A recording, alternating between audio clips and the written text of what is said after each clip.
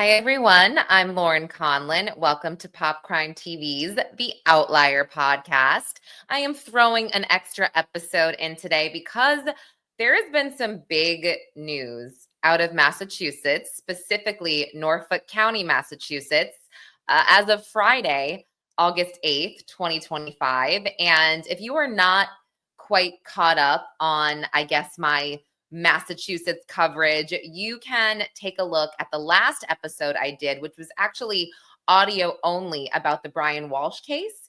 And additionally, I also have an interview last week with attorney Mark Betterow that's available. We touch on a lot of this stuff that I'm about to go over.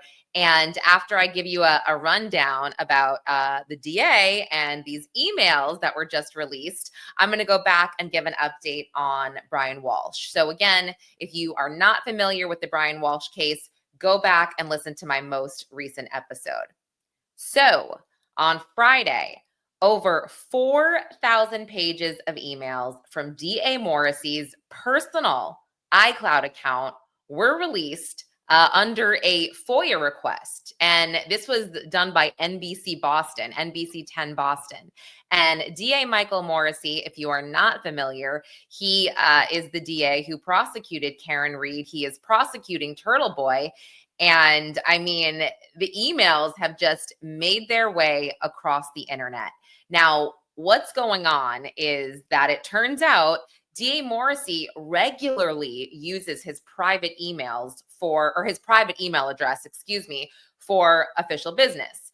And what NBC 10 really got out of a lot of these emails was the fact that he shares news articles with his team, including ones about Karen Read hiring hotshot defense attorney Alan Jackson, anything having to do with Turtle Boy, who obviously was Karen Read's loudest supporter. He was the journalist that unearthed a lot of information about the Karen Read case. And now Morrisy's office is prosecuting Aidan Carney, Turtle Boy, for alleged witness intimidation in the Read case. And also, that's kind of how this email controversy came to light. So last year, Michael Morrisy used his personal account to complain to a judge that allegedly a courthouse employee had leaked information to Carney.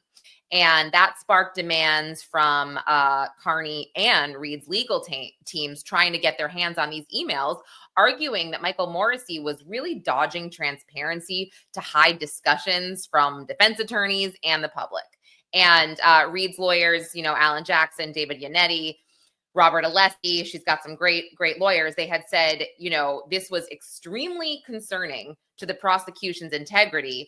And Turtle Boy told NBC 10 that, quote, he used private emails on purpose to avoid public record searches. He doesn't want people to know what he's up to, end quote. Now, just to be clear, NBC 10 reached out about this records request back in October, and they just got it now, as I mentioned, on August 8th. So again, DA Morrisy has not responded to NBC 10's request for comment about using his personal email when it comes to these very public cases. And listen, this all comes about 2 months after Karen Read was acquitted on the most serious charges in the death of her boyfriend, Officer John O'Keefe. And Morrisy's team and Michael Morrisy, they've been really quiet. And I believe their only statement on Karen Read was, quote, no statement on the Commonwealth versus Karen Read. And I mean, that silence is pretty deafening. And just going through some of the emails that were leaked, I mean, even cases like Sandra Birchmore, where Morrisy actually sent Lieutenant John Fanning basically a petition where people wanted her case reopened. And, they were just like, this is not a suicide, and there were signatures from people in the community. It was just ignored. I mean, just totally ignored, but they saw it. So I'm going to quickly just play NBC Boston's report really fast. It's about 2 minutes long, but it'll just sort of summarize in a little bit more detail what I just said. We've learned A bit more about what's inside more than 4,000 pages of emails sent by and to Norfolk District Attorney Michael Morrisy's personal email account. The messages were sent and received during the investigation into and the trial of Karen Reed. NBC 10 initially spotted the claim that Morrisy used a private email account to conduct business related to Reed on social media. So we filed a request to review them.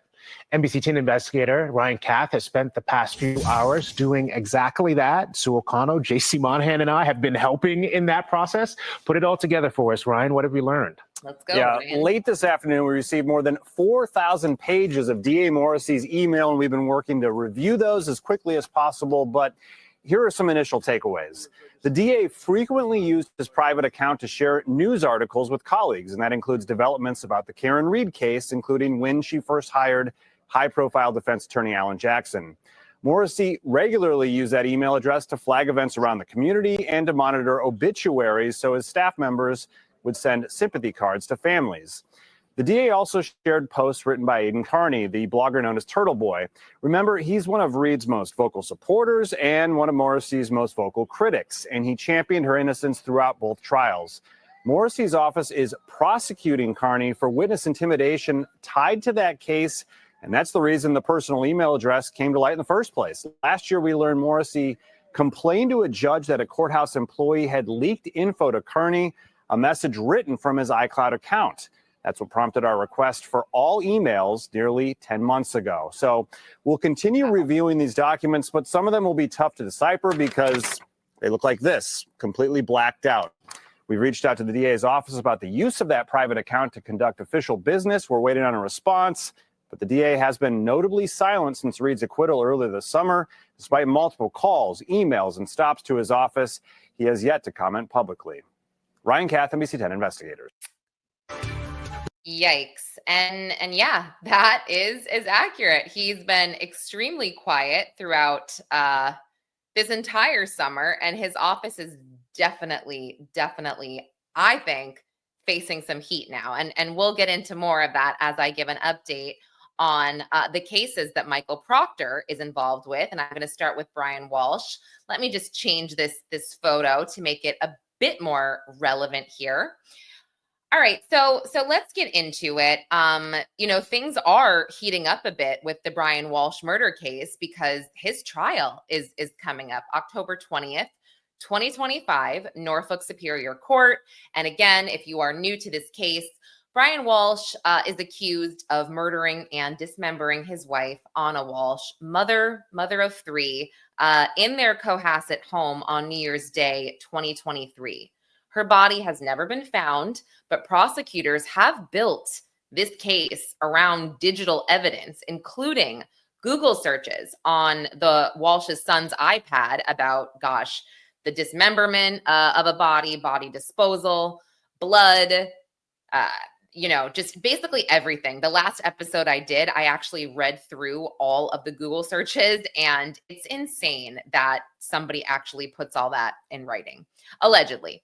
But there was also, blood and a hacksaw found in a dumpster near Brian Walsh's mother's apartment. And in my opinion, there is sufficient evidence here. However, with Michael Proctor at the helm, things might not be so easy, as we are learning.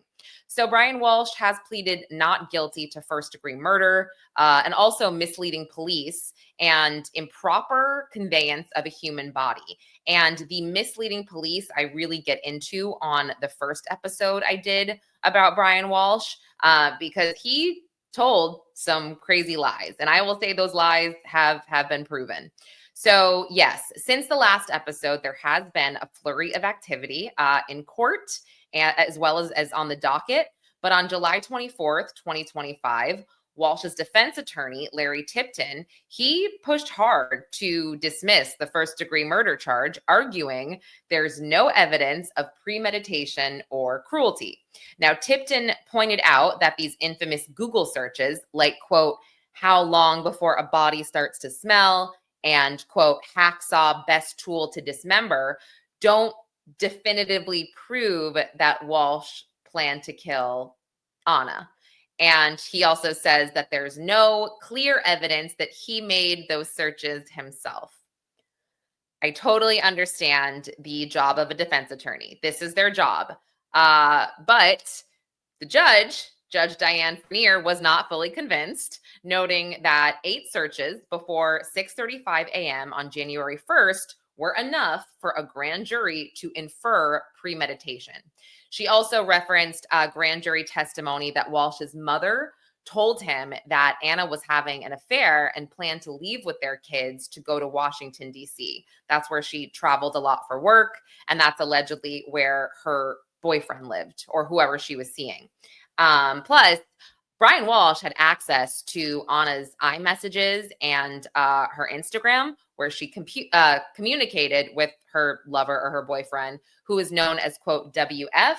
And the grand jury saw evidence of Walsh searching WF's name online between Christmas 2022 and January 4th, 2023, suggesting that he knew about the affair, which would, point to motive.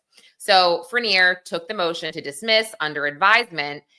And technically, yeah, we're still waiting on that ruling. But if I had to guess, I would say she's going to keep it at first-degree murder. But here's where things do get a bit messy. The most recent hearing, took a sharp turn when Fournier zeroed in on former Mass State Trooper Michael Proctor, the lead investigator in both Brian Walsh's case and the Karen Reed murder case, which obviously we've covered before. Proctor was fired in March of 2025 after sending vulgar texts about Reed, raising just really serious questions about his integrity as a police officer. And in Walsh's case, the defense is really digging for any exculpatory evidence in Proctor's records, especially since some federal materials from the Reed case they were nearly destroyed 30 days after her trial ended. So ADA Laura McLaughlin, who is familiar with these files, she faced some really tough questioning from the judge about all relevant documents, or whether all relevant documents under Rule 14, which is Massachusetts's rule for disclosing case-related materials, have been shared or not. So the judge seemed clearly frustrated. And, there's a chance that she could actually impound these documents. So McLaughlin has until late August to report back. And let's just say, I think she's feeling the heat after some of these tense exchanges, including a slip during the hearing where she said "kadum-dum" instead of conundrum during questioning, which is like, okay, you really said dum-dum, got it. And then on July 29th, Judge Fournier dropped a 31-page ruling on 2 defense motions to suppress digital evidence in the case. Now, the first was a big win for prosecutors. She denied suppressing the Google searches and other data from Walsh's devices. And we discussed this during the last podcast that I did because of the way the search warrant was brought on. But yes, she denied suppressing these Google searches and other data from Walsh's device, ruling that Walsh's consent to search his phone and his iPad likely covered the entire contents, not just specific communications. So that is a win for the defense. They're saying, he gave us permission. So the way that we went about this, police, etc., this was totally above bar. However, she did suppress certain evidence, like data from a tracking device on Walsh's mother's car, which he drove, and certain phone records from December 30th to the 31st, 2022, which were obtained by Michael Proctor's search warrants. So that is unfortunate. This keeps most of the prosecution's digital evidence in play, though, which again is the most critical in my opinion, since Anna's body has not been found. And of course, Walsh's defense attorney can say, how do we even know that he searched for this? How do we know that? Well, I feel, again, and this is just my opinion, that a jury will see through that and probably believe that Brian Walsh did those searches. So then on August 1st, Judge Fournier dropped another bombshell where she disclosed a potential conflict of interest. She revealed that Michael Sullivan, an attorney representing the state in dealings with the U.S. Attorney's Office, is, quote, a mentor and a friend. So Fournier says, I believe I can remain impartial here, but she's given Tipton, Walsh's defense attorney, time to consider whether or not this would be an issue for the defense. So this just adds another layer of confusion, complexity, etc., as we head to the October trial.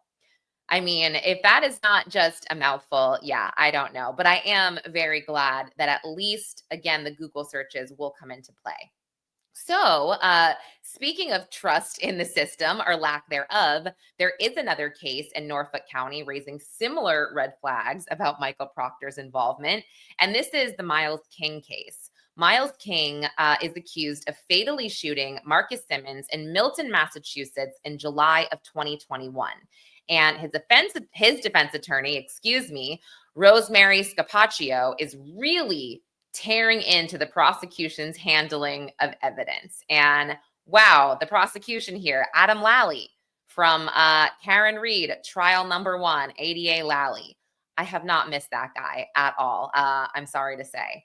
But Rosemary, by the way, I'm so bad at pronouncing these names. I'm so sorry, everybody. I know last time I pronounced Stoughton, Massachusetts as Stoughton. So just, forgive me, guys. But anyway, I'm going to call her Rosemary. I know that's a little unprofessional, but Rosemary, she's really known for her relentless pursuit of justice and just, tearing into people without giving an F. She's a bulldog and she's amazing. So she has called out the delays in turning over discovery materials, including search warrants and communications tied to Michael Proctor, because of course, she's requested this on behalf of her client. I mean, who hasn't at this point because of Michael Proctor's conduct in the Karen Reed case. So at a July 21st, 2025 hearing, ADA Lally was grilled by Rosemary about his sloppy record keeping, admitting that he really had no clear system for tracking these requests.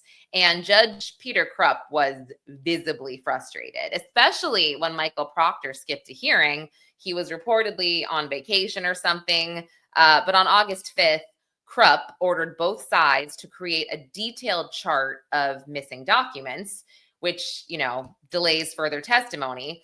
But Miles King's bail, Miles King's bail was recently slashed from, quote, held without bail to $10,000 with GPS monitoring, which is, a very rare move for a first-degree murder case. And that's largely due to these discovery issues, which, hey, you can thank Adam Lally for that, Michael Proctor for that. So the next hearing is set for August 12th this week, and all eyes are on whether or not Michael Proctor's misconduct will unravel this case as well. So the common thread here, Walsh, King, Karen Reed, they all have Michael Proctor in common. If you want to go Norfolk County in general, you got to add in Sandra Birchmore. You got to add in that case, which that case hasn't even gone to trial. I've mentioned this before. Matthew Farwell, who is currently held in a federal jail right now for the murder of Sandra Birchmore and her unborn baby. He has postponed every hearing since last August. There has not been one hearing that Matthew Farwell has attended. The next one is supposed to be in October. Who knows if he's going to push that one back, or if the judge is finally going to be like, okay, that's enough. Enough is enough. I don't know. But there's a lot of questions right now about the integrity of Norfolk County's investigations. And Michael Proctor's firing has really cast a long shadow on all of this. And I didn't even get into Turtle Boy's case. I know he has a hearing on August 13th as well. Again, go back and listen to my interview with one of his attorneys, Mark Betterow, who's really incredible, has some great insights on Massachusetts and just, cases in general. But this is just a stark reminder, in my opinion, that sometimes it's not about guilt or innocence. It's about how the system operates. And yeah, right now, all eyes are on Norfolk County, Massachusetts. So thanks, guys, for listening to this special extra episode. I want to give a shout out to my researcher, Gretchen, who helped me research and write this episode. Gretchen, I love you. I appreciate you. And yeah, if you don't subscribe to this podcast, The Outlier, you can subscribe on all audio platforms and on YouTube. Subscribe to Pop Crime TV, become a member, and I'll see you guys for live streams and other episodes this week. I'm Lauren Conlin. Thanks for listening.